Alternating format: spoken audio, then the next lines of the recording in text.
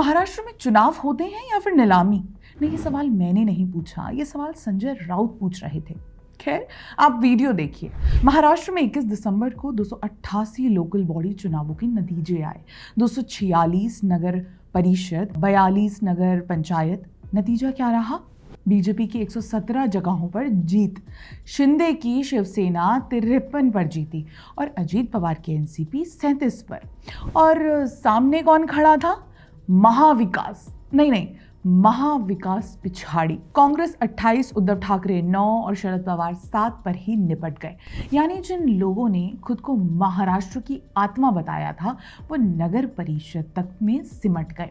अब ये हार अचानक नहीं है, ये उस अहंकार की कीमत है जो कोरोना के समय बोया गया था। वो गड्ढा जिससे निकलने के लिए माफी मांगी जा सकती थी, लेकिन आपने अहंकार चुना। विधानसभा में जवाब मिला, अब नगर परिषद में मिला और आने वाले म्यूनिसिपल कॉरपोरेशंस में ये और साफ दिखेगा। लेकिन असली तमाशा नतीजों के बाद शुरू होता है। एचएमवी पत्रकार और उनके लॉयलिस्ट तुरंत एक लाइन पर पहुंच जाते हैं, ये जीत पैसे और सत्ता की ताकत से है। हर बार वही राग, और इस राग के दो सबसे बड़े कलाकार हैं, राजदीप सरदेसाई और संजय राउत। पहले राजदीप सरदेसाई की बात कर लेते हैं। राजदीप कहते हैं local body elections state power और मनी पावर से प्रभावित होते हैं, और साथ में एक और लाइन डाल देते हैं, 2026 माइट बी डिफरेंट। मतलब समझिए, अगर एनडीए जीते तो पैसा, अगर एमवीए जीते तो लोकतंत्र। लेकिन जरा याद कीजिए, 13 दिसंबर को केरल के लोकल बॉडी चुनाव गए थे, वहां लेफ्ट और कांग्रेस जीते। तब राजदीप ने न पैसा देखा न सत्ता का दुरुपयोग। तब ट्वीट करके आप तो खुशियां मना रहे थे। तो सवाल सीधा है, क्या पैसा सिर्फ महाराष्ट्र में चलता है? केरल में एटीएम बंद रहते हैं, या फिर नैरेटिव का एटीएम नतीजों के हिसाब से खुलता बंद होता है? अब आते हैं संजय राउत पर। संजय राउत कहते हैं आजकल चुनाव होते नहीं, नीलामी होती है। वोट खरीदे गए। 30 करोड़ के बजट वाली नगर पालिका में 150 करोड़ खर्च हुए। तो सवाल बहुत सरल है, राउत साहब, जिन सीटों पर आपकी पार्टी जीती वहां नीलामी किसने जीती? क्या वहां आपने बोली नहीं लगाई, या वहां लोकतंत्र अचानक पवित्र हो गया? अगर पूरा चुनाव ऑक्शन था तो आप जीत कैसे गए? और अगर आप जीत गए तो क्या आप ये मान रहे हैं कि आपने भी उसी ऑक्शन में हिस्सा लिया?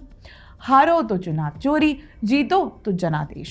यही है एमवीए का लोकतंत्र। लेकिन संजय राउत यहीं नहीं रुके। उन्होंने कहा औरंगजेब अहमदाबाद में पैदा हुआ, छत्रपति शिवाजी महाराज महाराष्ट्र में पैदा हुए, इसलिए महाराष्ट्र को दबाया जा रहा है। ये बयान सिर्फ मूर्खतापूर्ण नहीं है, ये अपमानजनक है। छत्रपति शिवाजी महाराज कोई विक्टिम नहीं थे, वो दबे हुए नहीं थे, वो हिंदवी स्वराज के स्थापक थे। महाराष्ट्र के शिवाजी महाराज राजनीतिक हथियार नहीं, आस्था है, दैवत्व है। उनके नाम को अपनी चुनावी हार ढकने के लिए विक्टिम नैरेटिव में बदलना, ये ना महाराष्ट्र माफ करेगा ना इतिहास। और आखिरी सवाल उठता है, क्या कांग्रेस के साथ राजनीतिक बिस्तर साझा करते करते संजय राउत अपना विवेक भी खो बैठे हैं?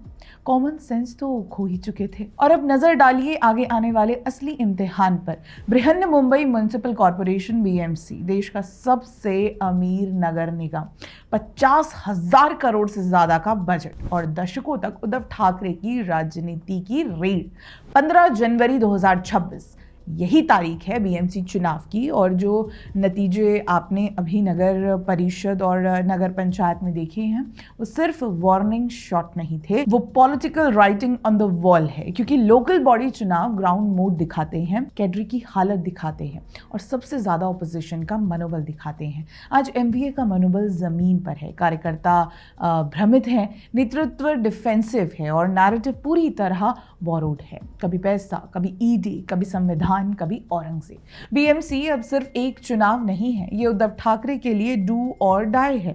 अगर यहां भी वही ट्रेंड दोहराया गया तो ये हार सिर्फ सत्ता की नहीं होगी, ये उस राजनीति का अंत होगा जो कभी बाला साहिब ठाकरे के नाम पर खड़ी थी और आज राहुल गांधी की गोद में औचित्य ढूंढ रही है। महाराष्ट्र ने संकेत दे दिया है, अब बारी मुंबई की है और इतिहास अक्सर दूसरी चेतावनी नहीं देता।